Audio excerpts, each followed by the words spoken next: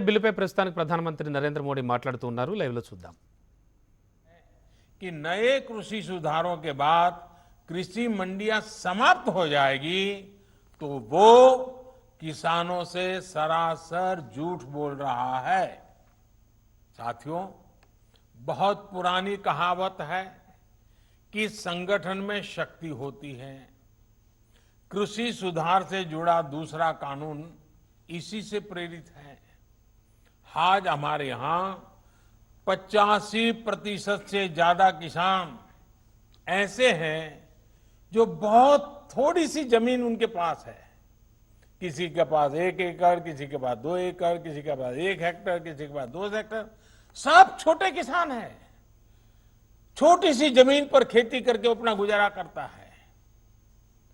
इस वजह से इनका खर्च भी बढ़ जाता है और उन्हें अपनी थोड़ी सी उपज बेचने पर सही कीमत भी नहीं मिलती है। लेकिन जब किसी क्षेत्र के ऐसे किसान अगर एक संगठन बनाकर यही काम करते हैं तो उनका खर्च भी कम होता है और सही कीमत भी सुनिश्चित होती है। बाहर से आए खरीदार इन संगठनों से बाकायदा समझौता करके सीधे उनकी उपज खरीद सकते हैं। ऐसे में किसानों के हितों की रक्षा के लिए ही दूसरा कानून बनाया गया है। एक ऐसा अनोखा कानून है जहां किसान के ऊपर कोई बंधन नहीं होगा। किसान के खेत की सुरक्षा, उसकी जमीन की मालिकी की सुरक्षा, किसान को अच्छे बीज, किसान को अच्छी खाद, सभी की जिम्मेदारी जो किसान के साथ कॉन्ट्रैक्ट करेगा उस खरीदार की होगी। किसान से जो समझौता करेगा उस समझौता करने वाले की होगी।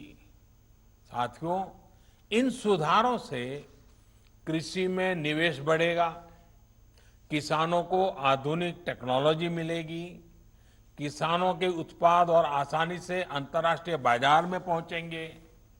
मुझे बताया गया है कि यहां बिहार में हाल ही में 5 कृषि उत्पादक संघों ने मिलकर चावल बेचने वाली एक बहुत मशहूर कंपनी के साथ एक समझौता किया है। इस समझौते के तहत 4000 टन धान वो कंपनी बिहार के इन एफपीओ से खरीदेगी। अब इन एफपीओ से जुड़े किसानों को मंडी नहीं जाना पड़ेगा। उनकी उपज अब सीधे नेशनल और इंटरनेशनल मार्केट में पहुंचेगी। साफ है कि इन सुधारों के बाद खेती से जुड़े बहुत सारे छोटे बड़े उद्योगों के लिए बहुत बड़ा मार्ग खुलेगा। ग्रामीण उद्योगों की ओर देश आगे बढ़ेगा। मैं आपको एक और उदाहरण देता हूं। मान लीजिए कोई नौजवान एग्रीकल्चर सेक्टर में कोई स्टार्टअप शुरू करना चाहता है। वो चिप्स की फैक्ट्री ही खोलना चाहता है।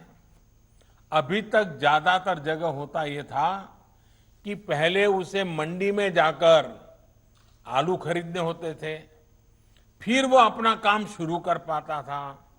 लेकिन अब वो नौजवान जो नए नए सपने लेकर के आया है, वो सीधे गांव के किसान के पास जाकर उससे आलू के लिए समझौता कर सकेगा। वो किसान को बताएगा कि मुझे इस क्वालिटी का आलू चाहिए, इतना आलू चाहिए। वो किसान को अच्छी क्वालिटी के आलू पैदा करने में हर तरह की तकनीकी सहायता भी करेगा। साथियों, इस तरह के समझौतों का एक और पहलू है। आपने देखा होगा कि जहां डेयरी होती है वहां आसपास के पशुपालकों को दूध बेचने में आसानी तो होती है। डेयरियां भी पशुपालकों का, उनके पशुओं का ध्यान रखती है। पशुओं का सही समय पर टीकाकरण हो, उनके लिए सही तरह के शेड बने, पशुओं को अच्छा आहार मिले, पशु बीमार हो जाए तो उनका डॉक्टर पहुंच जाए। और मैं तो गुजरात में रहा हूं, मैंने देखा है डेयरी कैसे पशुओं को संभालती है। बड़ी डेयरी दूध उत्पादक उन तक जाकर के किसानों की मदद करती है। और इन सब के बाद भी ये बड़ी महत्वपूर्ण बात है, ये जो दूध खरीदने का काम है वो तो डेयरी कर लेती है, लेकिन पशु का मालिक तो पशुपालक या किसान ही रहता है। पशु का मालिक कोई और नहीं बनता है। वैसे ही जमीन का मालिक किसान ही रहेगा। ऐसे ही बदलाव अब खेती में भी होने का मार्ग खुल गया है।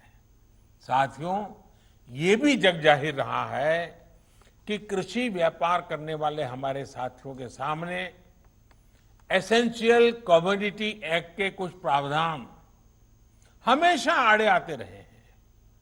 बदलते हुए समय में इसमें भी बदलाव किया है। दालें, आलू, खाद्य तेल, प्याज जैसी चीजें अब इस एक्ट के दायरे से बाहर कर दी गई है। अब देश के किसान बड़े बड़े स्टोर हाउस में, कोल्ड स्टोरेज में इनका आसानी से भंडारण कर पाएंगे। जब भंडारण से जुड़ी कानूनी दिक्कतें दूर होगी तो हमारे देश में कोल्ड स्टोरेज का भी नेटवर्क और विकसित होगा, उसका और विस्तार होगा। साथियों, कृषि क्षेत्र में इन ऐतिहासिक बदलावों के बाद, इतने बड़े व्यवस्था परिवर्तन के बाद, कुछ लोगों को अपने हाथ से नियंत्रण जाता हुआ दिखाई दे रहा है। इसलिए अब ये लोग एमएसपी पर किसानों को गुमराह करने में जुटे हैं। ये वही लोग हैं जो बरसों तक एमएसपी पर स्वामीनाथन कमेटी की सिफारिशों को अपने पैरों के नीचे दबाकर बैठे रहे। मैं देश के प्रत्येक किसान को इस बात का भरोसा देता हूं कि एमएसपी की व्यवस्था जैसे पहले चलती आ रही थी वैसे ही चलती रहने वाली है।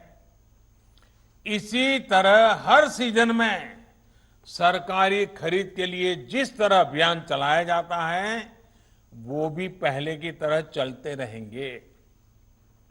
साथियों, किसानों को एमएसपी देने और सरकारी खरीद के लिए जितना काम हमारी सरकार ने किया है वो पहले कभी नहीं किया गया। बीते 5 साल में जितनी सरकारी खरीद हुई है और 2014 से पहले के 5 साल में जितनी सरकारी खरीदी हुई है उसके आंकड़े देखोगे तो कौन सच बोल रहा है, कौन किसानों के लिए काम कर रहा है, कौन किसानों के भलाई के लिए काम कर रहा है, इसकी गवाही वहीं से मिल जाएगी। मैं अगर दलहन और तिलहन की ही बात करूं तो पहले की तुलना में दलहन और तिलहन की सरकारी खरीद करीब करीब 24 गुना अधिक हो की गई है। 24 गुना अधिक। इस साल कोरोना संक्रमण के दौरान भी रबी सीजन में किसानों से गेहूं की रिकॉर्ड खरीदी की गई है।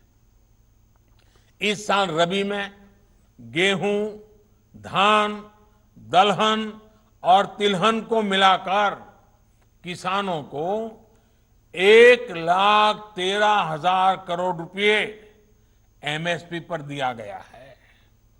ये राशि भी पिछले साल के मुकाबले 30% से ज्यादा है। यानी कोरोना काल में न सिर्फ रिकॉर्ड सरकारी खरीद हुई बल्कि किसानों को रिकॉर्ड भुगतान भी किया गया है।